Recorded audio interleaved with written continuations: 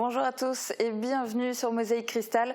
Comme chaque vendredi, on vous emmène en vacances chez vous. Aujourd'hui, ce sera en Outre-Forêt, une région qui est sous les feux des projecteurs puisque l'un de ses villages, Unspar, vient d'être élu village préféré des Français et vous allez d'ailleurs le visiter dans cette émission. Côté patrimoine local, une très bonne nouvelle vient de tomber pour notre territoire. Cela concerne la citadelle de Bitche. On ira aussi dans les Vosges, mais pas pour les paysages. Les sacs oranges du Cidem sont désormais traités là-bas.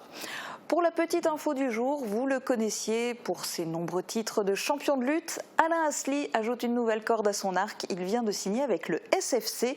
Il est le nouveau coach des U18 du Sarreguemines Football Club. Et puis voici maintenant en images et en bref les autres infos du jour. L'histoire de Frauenberg en peinture murale. L'artiste peintre Philippe de Goth entame sa 3e peinture murale, cette fois à Frauenberg. Il s'agit d'une fresque historique avec de nombreux symboles, le château, la faïence, Villeroy, le passage de Karl Marx et le Moulin Roche. D'ici un mois, la phase de peinture sera terminée et nous pourrons admirer l'œuvre dans son intégralité. Déploiement de la 4G dans le Grand Est. Les zones ont été identifiées dans toute la France par le gouvernement en concertation avec les collectivités territoriales. Parmi les sites retenus, 3 communes de notre arrondissement sont concernées. Ce sont les opérateurs mobiles en charge de l'attribution de fréquences qui doivent installer les pylônes sur ces sites. Free et SFR se sont positionnés pour Épin. 4 opérateurs, Bouygues, Free, Orange et SFR, sont intéressés par les communes d'Aiguelsart et du Val-de-Guéblange. Ils ont 1 à 2 ans pour finaliser l'opération. Il faudra patienter encore un peu pour avoir correctement du réseau à Épin et Aiguelsart ainsi qu'au Val-de-Guéblange. Je kiffe la Moselle. Chaque collégien va recevoir 50 € à dépenser cet été dans plus de 40 sites de culture et de loisirs de Moselle, labellisés Qualité Moselle. Cette opération Je kiffe la Moselle est lancée par le département sous forme de 5 bons d'achat de 10 € par collégien. 3 chèques sont à utiliser dans les sites de loisirs et 2 dans les sites culturels et patrimoniaux. De quoi contribuer aussi à attirer les jeunes visiteurs au parc archéologique de Bliesbruck-Rheinheim, au parc Tepacap à Bitche, au parc animalier de Sainte-Croix ou encore au musée Les Mineurs Vandales de Petite-Rosselle par exemple. Summerfest commence en hauteur à Sarreguemines. À partir de cet après-midi, vous pourrez faire votre premier tour de grande roue dans la cité faïencière. Si vous ne l'avez pas encore aperçue, elle est sur le parking de l'hôtel de ville en face du cinéma. Et à partir du 11 juillet, rendez-vous pour des animations et des spectacles. Programme complet sur summerfest.sarreguemines.fr jusqu'à la clôture en apothéose le 29 août. Et côté météo aussi, Sandrine a de très bonnes nouvelles à vous annoncer. Ça sent bon le week-end. Couverture et zinguerie, une toiture Moder Habitat apporte sécurité, protection et pérennité par tous les temps. La météo vous est présentée par le Crédit Mutuel. Une banque qui appartient à ses clients, ça change tout.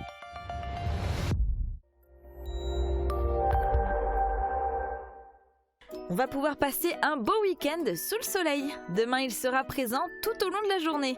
Quelques nuages inoffensifs se forment dans l'après-midi, mais juste de quoi décorer le ciel. Les températures remontent un peu avec de 14 à 15 degrés au minimum et jusqu'à 25 degrés au maximum.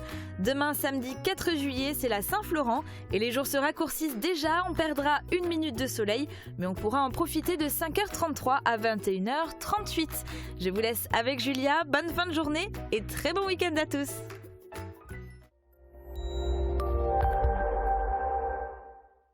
Merci d'avoir suivi la météo avec le Crédit Mutuel. Une banque qui appartient à ses clients, ça change tout. Une très bonne surprise à Bitche. Grâce au loto du patrimoine, la commune attendait une contribution de 35 000 € pour la restauration de la citadelle. Hier matin, Stéphane Bern a annoncé au maire que Bitche va recevoir quasiment le quadruple de ce montant. Reportage de Thibaut Desmerlet. 123 000 €, c'est le montant que la commune de Bitche vient de recevoir pour financer les travaux urgents de la citadelle. Elle a reçu cette somme de la part de la Fondation du patrimoine et de la mission de Stéphane Bern grâce au loto du patrimoine. Forcément, ça dépasse l'enveloppe prévisible et on va pouvoir envisager également des travaux ultérieurs. La bonne nouvelle a été annoncée hier matin, c'est Stéphane Bern lui-même qui était en communication avec le maire de Bitche, Gérard Imbert, et le directeur de la citadelle, Cyril Fritz. La contribution initiale pour le projet s'élevait à 35 000 €. L'annonce du nouveau chiffre a été une heureuse surprise. Je l'ai remercié de vive voix pour l'enveloppe qu'il nous avait donnée. Il a dit que c'était tout à fait normal, qu'il avait pensé à nous et que voilà, Bitche était dans son cœur. Et le chantier est imposant, il faut rénover plusieurs zones fragilisées en priorité. L'estimation du coût des travaux dépasse les 300 000 €. La DRAC, la région et l'État sont les autres financeurs du projet. La ville de Bitche ne peut pas remettre à neuf à elle seule ce patrimoine. La citadelle, elle appartient à la ville de Bitche. Or, c'est un monument qui mériterait d'appartenir à l'État ou à la région ou au département. Mais Bitche tout seul ne peut pas gérer l'entretien d'une telle dame. Vous pouvez vous aussi faire un don pour la citadelle. Il suffit d'aller sur le site de la Fondation du patrimoine. Cette année, le village préféré des Français est alsacien. C'est la petite commune de Hunspach, dans la région de l'Outre-Forêt, qui a été choisie par les téléspectateurs et les internautes. C'est la 3e fois qu'une commune alsacienne obtient ce titre. Thibaut Desmerlet est allé visiter le village ce matin et il a fait la connaissance de quelques habitants. Regardez. Hunspach, un nom désormais connu dans toute la France, le village situé au nord-est de l'Alsace dans la région de l'Outre-Forêt a été sacré village préféré des Français 2020. Il a tout de suite vu sa notoriété augmenter. Mercredi soir, plus du tiers des 652 habitants ont assisté ensemble à l'émission présentée par Stéphane Bern sur France 3. Encore aujourd'hui, les habitants, les Hunspachois, sont fiers et heureux pour leur village. Oh, ça fait plaisir, on était tous très contents. On a fêté un petit peu aussi et c'est vraiment quelque chose de très beau pour le village. J'étais très contente. Ça fait super plaisir d'être connue dans toute la France et de savoir qu'on a passé devant d'autres villages qui, sur les vidéos, étaient aussi très très beaux.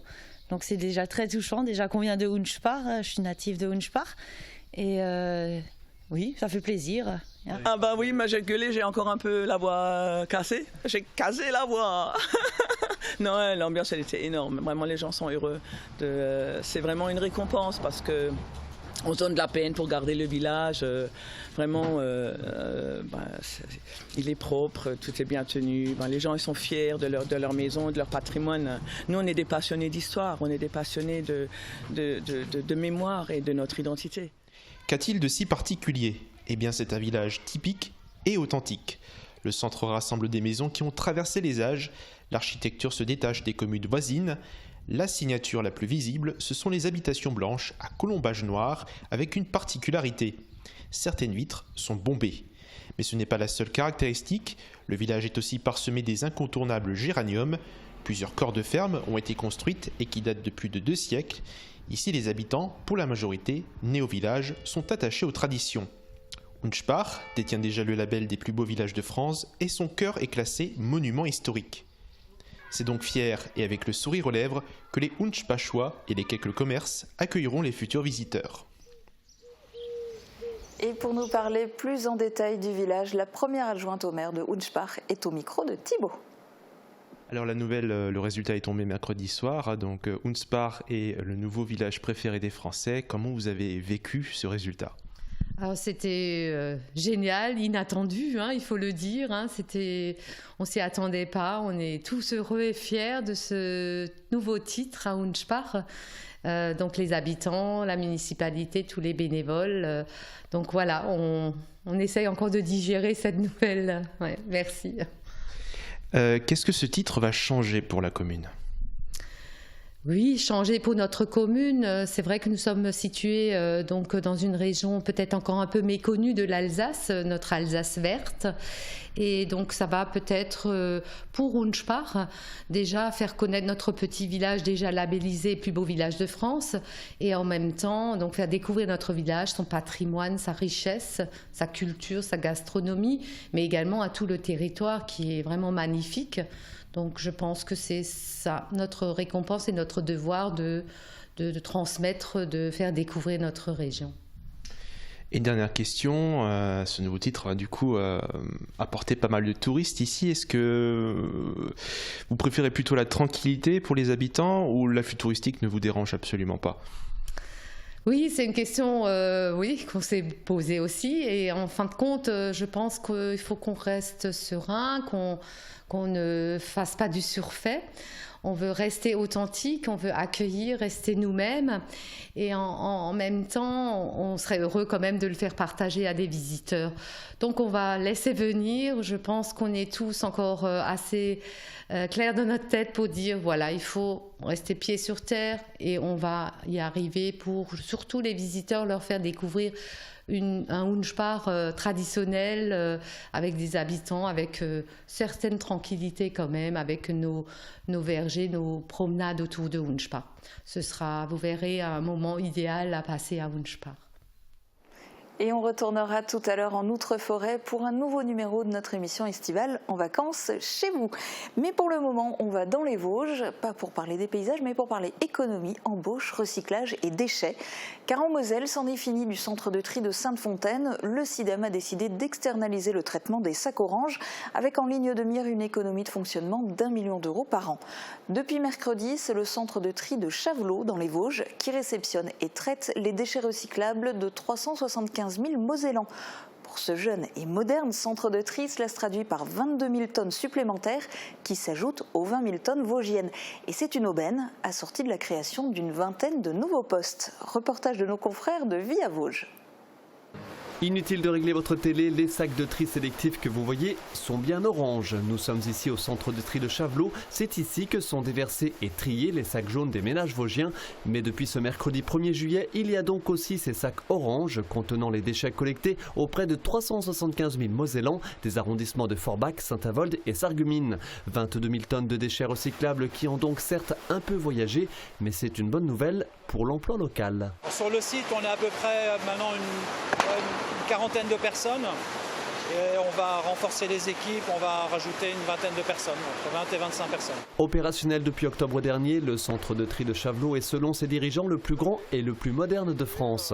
Avec de moins en moins de déchets brûlés ou enfouis, c'est-à-dire de plus en plus de types de déchets recyclés, le marché du tri poursuit sa croissance et les process industriels sont de plus en plus pointus. Les centres de tri, comme on les a ici, chaque année, et pas tous les 2 ans, pas tous les 3 ans, chaque année, nous sommes obligés d'investir pour s'adapter. On est impressionnés nous-mêmes de voir à quelle vitesse les choses vont et à quelle vitesse il faut qu'on modifie nos outils de travail, modifie nos compétences, celles de nos collaborateurs, pour faire toujours une qualité finale propre et consommable. Et parmi les déchets grand public dont le tri et le recyclage représentent un enjeu d'envergure en matière de protection de l'environnement, il y a les plastiques, en très grande majorité des emballages. Aujourd'hui dans les Vosges ne peuvent être mis dans les sacs jaunes que les bouteilles et flacons en plastique, transparents ou opaques. Ça va changer à partir du mois de janvier-février de l'année prochaine, puisqu'on va passer aux extensions des consignes de tri, où là on pourra mettre tous les plastiques.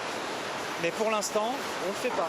Outre donc le centre de tri le plus moderne, notre département peut se vanter d'une autre singularité, avoir sur son territoire de nombreux acteurs du recyclage et de la valorisation de ces déchets. Citons notamment Norske Skog à Golbey, Lucart à Laval-sur-Vologne ou encore à Neufchâteau, Indorama Ventures, ex-Sorepla. On se retrouve dans un instant pour partir en vacances. C'est un nouveau périple qui vous est proposé par Uranie. A tout de suite. Garde individuelle ou collective de vos enfants, le Pays de Beach, des réponses à tous vos besoins.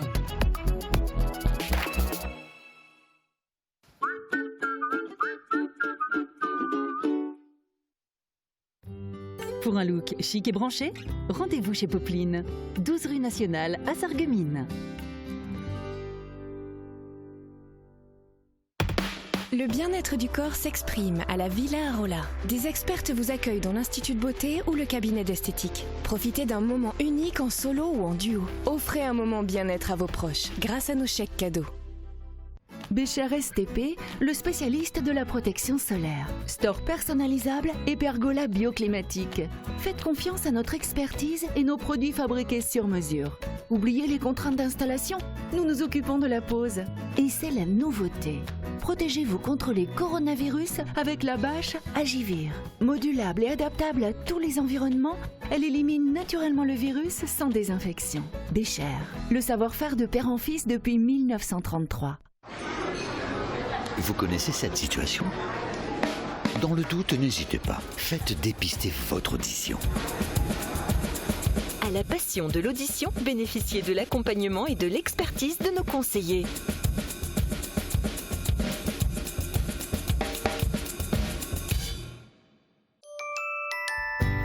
Vous êtes salarié? Votre patron peut vous récompenser par des chèques cadeaux à dépenser dans plus de 60 commerces sarregueminois. Pour l'entreprise, ce sont 0% de charges sociales et fiscales et 0% d'impôts. Shop in Sarreguemines. C'est sympa, astucieux et innovant. Parlez-en autour de vous.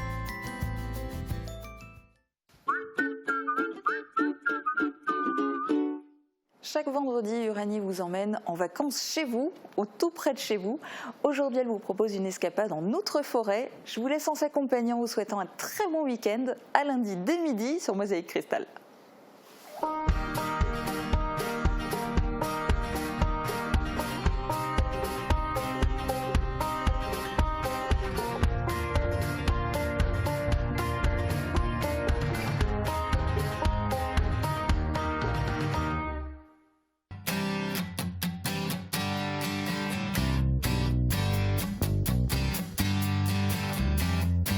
Bonjour à tous et bienvenue pour cette nouvelle journée de vacances ensoleillée en plus en ma compagnie.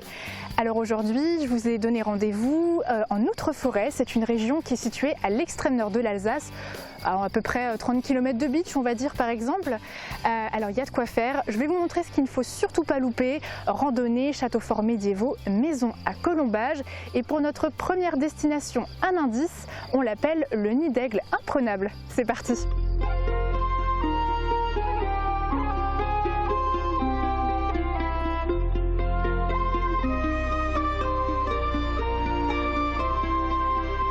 Celui que vous voyez derrière moi avec sa taille imposante, c'est le château de Fleckenstein dans la commune de Lembach. Alors c'est quand même un site historique très intéressant par plusieurs aspects, sa taille imposante, son architecture, mais aussi son histoire sur plusieurs siècles. Allez, on y fait un saut.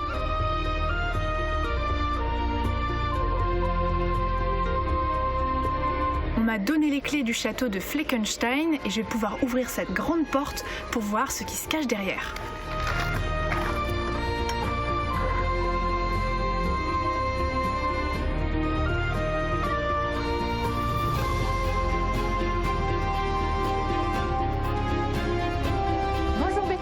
Ça va bien? Oh, bonjour Uranie, qu'est-ce que tu fais ici? Eh ben, je viens profiter du lieu pour une petite journée de vacances. Ah bah c'est sympa de revenir au Fleck. Ah ouais, avec plaisir. Et j'ai quelques questions à te poser. Alors déjà, pour nos téléspectateurs, sachez que 70 000 personnes viennent ici par an. Qu'est-ce qu'on vient chercher comme ambiance, comme expérience ici au château? C'est un énorme rocher sur lequel on a bâti un château, un palais seigneurial. Évidemment, voilà les restes, mais ça donne une idée de ce que c'était. Et qu'on a excavé pour monter à l'intérieur du rocher, donc il est en partie troglodytique. Et on a construit contre. C'est un château qui existe depuis le XIIe siècle et qui est le plus important de la région. On est aux confins de l'Alsace du Nord, de l'Alsace du Palatinat et de la Moselle, et dans le coin, c'est le plus gros et c'était les seigneurs les plus puissants.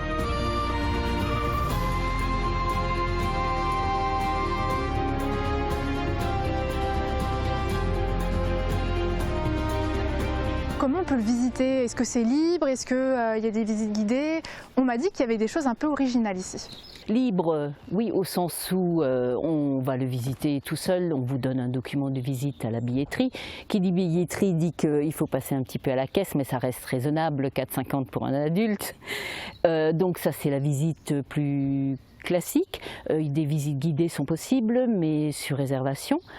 Et sinon, oui, il y a une façon très décalée de visiter le château, ça s'appelle le château des défis. C'est une aventure médiévale qui plaît vraiment bien aux familles. Et là, c'est vraiment une grande balade, 2h30 à 3h parfois. Vous allez avoir 20 défis, 10 dans la forêt, 10 dans le château pour trouver le trésor. Oh, génial. Ouais, ça c'est vraiment très sympa parce que ce sont des choses très différentes. C'est pas du tout un QCM, ça n'a rien à voir.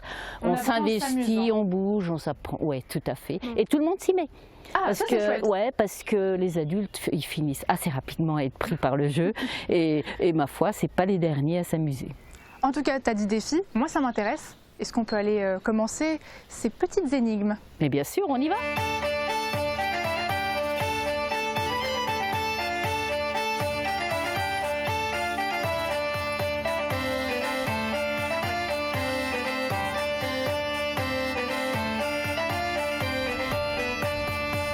Donc là, c'est la dernière énigme. Il faut que je trouve la bonne combinaison pour le trésor. Je pense savoir laquelle c'est.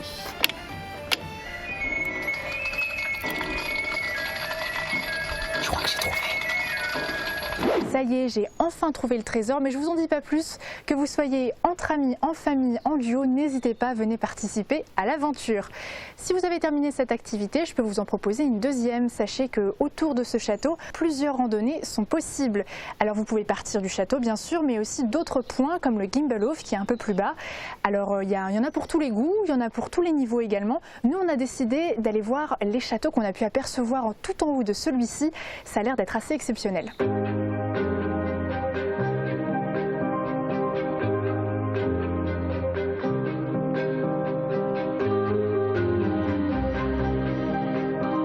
Donc là, on se trouve près des ruines du château de Löwenstein. C'est assez intéressant parce qu'à partir du XIVe siècle, c'est un repère de brigands. Ils s'amusaient à aller sur les routes pour dépouiller les marchands, les pèlerins. Donc c'est la petite légende de ce château.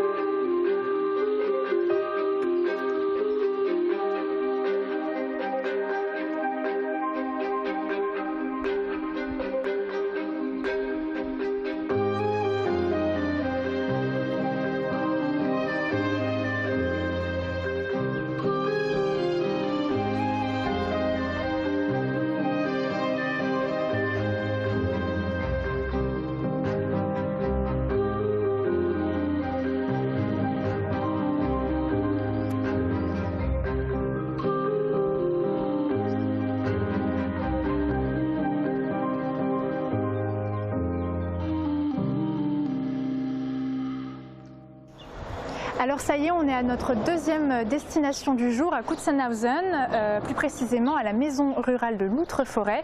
Alors c'est un ancien corps de ferme du XVIIIe siècle qui a été restauré pour en faire un musée qui vous permet de revivre le monde des années 30, le monde rural.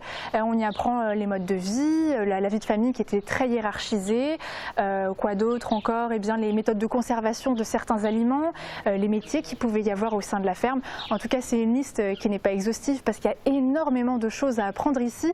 Alors je vous propose de faire un petit tour avec moi et puis on aura l'occasion de discuter avec Bernard qui est l'un des bénévoles.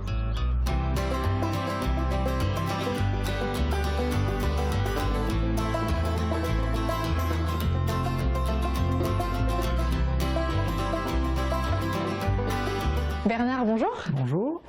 Alors, je suis très heureuse d'être entrée dans cette maison, finalement. J'aimerais savoir un petit peu, les gens qui viennent ici, ils viennent chercher quoi comme expérience, comme ambiance, comme information? Alors, on a deux types de visiteurs, je dirais. Les anciens, qui viennent retrouver leur jeunesse avec une grande nostalgie. Et les jeunes qui viennent découvrir le mode de vie à la campagne avant la motorisation, avant les tracteurs, avant le pneumatique, donc à l'époque des charrettes en bois, voilà, et qui viennent s'immerger dans cette ambiance qu'on leur fait découvrir en visitant les lieux, mais en pratiquant également des ateliers, par exemple de barattage du beurre, des ateliers de confection de beignets, ça dépend des moments de l'année, donc on adapte les animations.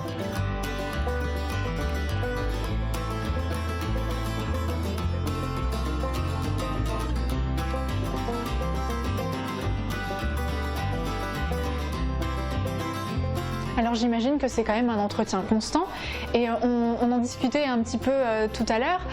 Il y a encore des recherches qui sont faites sur ces maisons, enfin sur cette maison. Oui, oui. Donc il y a encore quelques énigmes concernant l'emplacement du puits, par exemple, par rapport à la maison d'origine. On sait qu'il y avait en face de nous un ancien cimetière. Il y a quelques années maintenant, une vingtaine d'années quand même, on a découvert un sarcophage à côté de l'église. Eh ben, j'ai hâte de découvrir ça en tout cas. Est-ce qu'on va faire une petite visite? Ah, volontiers. Super, et ben, je te suis.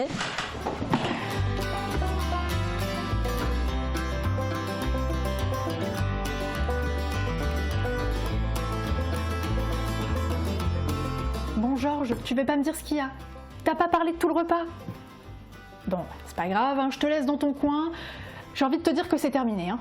On va laisser Georges un petit peu méditer. Pendant ce temps-là, moi je peux vous dire qu'on se trouve dans le grand séjour. Alors ici, chaque élément du mobilier regorge d'anecdotes. Je ne peux que vous inciter à venir faire des visites guidées et les bénévoles pourront vous donner chaque détail. Alors comme le veut la tradition dans notre émission, on va chercher un petit souvenir et cette fois-ci c'est un souvenir à boire, avec modération bien sûr.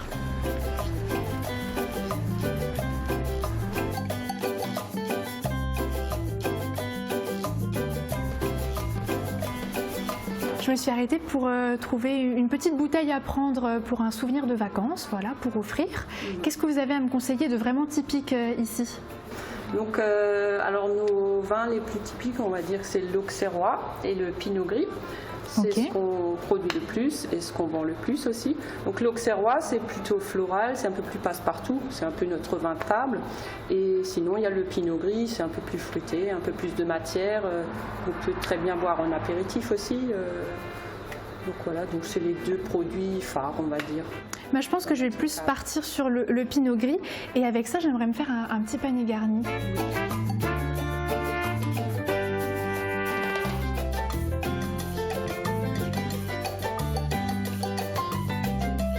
Merci beaucoup en tout cas. Merci, au revoir. Au revoir, à une prochaine fois. C'est le moment de nous diriger vers notre logement pour ce soir parce qu'on a une journée riche en découvertes. Pour mon logement de ce soir, j'ai fait quelques petites recherches sur internet. Alors il y avait vraiment beaucoup de choses, comme des hôtels, des chambres d'hôtes, des gîtes. Et pour cette fois-ci, mon choix s'est porté vers quelque chose d'assez sympathique, vous allez voir.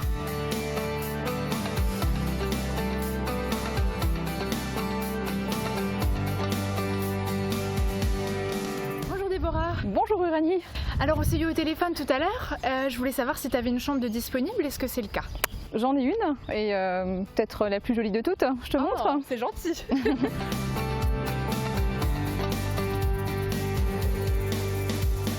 Wow. Alors elle est semi-enterrée, elle est à la même température toute l'année. Oh, c'est agréable. Et est-ce qu'il y a des choses aux alentours que je peux faire? Par exemple si je veux aller manger ce soir quelque part? Oui, en plus il y a le choix. Il y a un restaurant plutôt raffiné chez Anton qui propose de très bons petits plats. Un restaurant plutôt familial au Wartfels, un petit peu plus loin. Et en face Alsace Village qui propose des plats locaux de saison, plutôt nature. Okay. La taverne propose aussi des petits plats, ainsi que la chèvrerie au bout du village. Donc il y a de l'offre. Il y a de l'offre. Super. Bah, merci beaucoup en tout cas Déborah. Avec plaisir. Je vais bien me plaire ici.